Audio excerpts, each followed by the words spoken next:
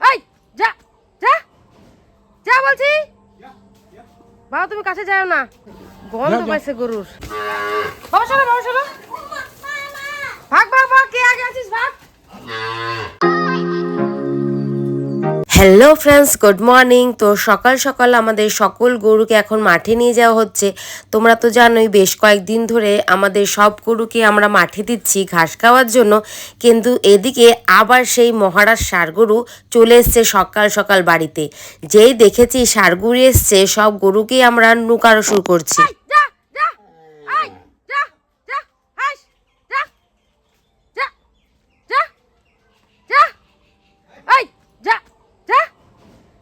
বলছি বাবা তুমি কাছে যাও না, যা যা যা যা, গন্ধ পাইছে গরুর। যা এই গরু খাই যা, এখন এই গরু এগারে কদিন ধরে এখান থেকে ঘুরতে থাকবে এখন। বাপরে, এখন তো গরু বাইরে দিলেই মুশকিল। না ঠিক হবে না, যা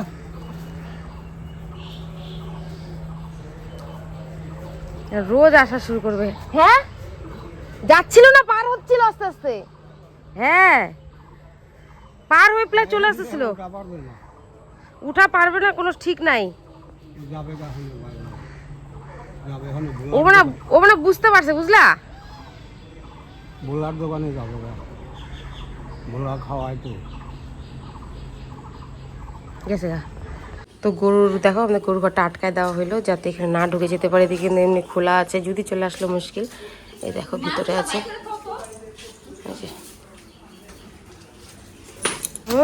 ঠিক আমরা যখন গরু বের করবো তখন সেই ষাঁড় গরুর হানা। কি করে বুঝলো? ওই দিনও আসে, আজকে আবার উঠতেছিল কেবল, আমি ধাওয়াই দিছি। ভাগ্যিস তাকাইছি, নাহলে চলে আসতো। হ্যাঁ গেছে, ধাওয়াই দিছি। আমাদের গরুগুলোকে বের করবো, ব্যাস তখনই ভাগ্যিস বরকে বলছি না, একে তো এপাশ দিয়ে নিয়ে যাবে। একেও কি বের করছো? দুটোকে একসাথেই? একে এখন বের করো না,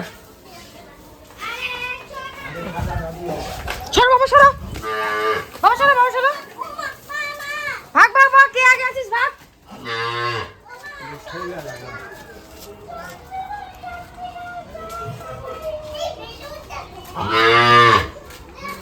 তোর কি হয়েছে?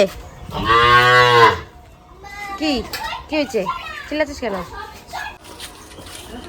যা যা যা যা যা যা যা যা।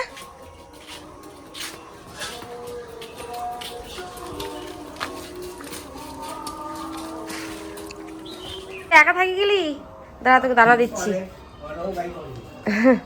তো ষাঁড় গরুটাকে ভালো মতন তাড়িয়ে দেওয়ার পর কিন্তু ষাঁড় গরু চলে গেছে। ও কিন্তু এখান থেকে আবার বাজারে যায় প্রত্যেকটা দোকানের সামনে সামনে। তো এইখানে কোনো রকম কারণে হয়তো বুঝতে পারছে যে এই বাড়িতে গরু রয়েছে। আজকে কিন্তু প্রায় 2 বছরের উপরে হয়ে গেল গরু আছে, কিন্তু কখনো এইভাবে ষাঁড় গরু আসেনি। আজকে নিয়ে 2 দিন হয়ে গেল, এরপর মানে প্রায়ই আসবে। কোনো দিন ভাবো তো আমরা ভোরবেলা ঘুমায় আছি, আর তখন যে বাড়ির ভেতরে ঢুকে অত্যাচার করে, তাহলে বাড়ির জিনিসপত্র তো আর এক জায়গায় থাকবে না, সব এলোমেলো হয়ে ভাঙচুর হয়ে যাবে। কারণ আমার বাপের বাড়ি এলাকায় দেখতাম ওখানে তো সবই দেশি গরু, যখন আসতো ষাঁড় গরু সব কিছু ভেঙে চুরে নিয়ে যেত একসাথে, মানে দেখতো না কোথায় কি আছে। গরু পিছন পেছন দৌড় দিত, খালি গরু যেদিকে দৌড় দিত ষাঁড় গরু সেদিকে দৌড় দিত। তো গোয়ালঘর আমাদের একদম ফাঁকা, এখন গোয়ালঘর আরামসে পরিষ্কার করব।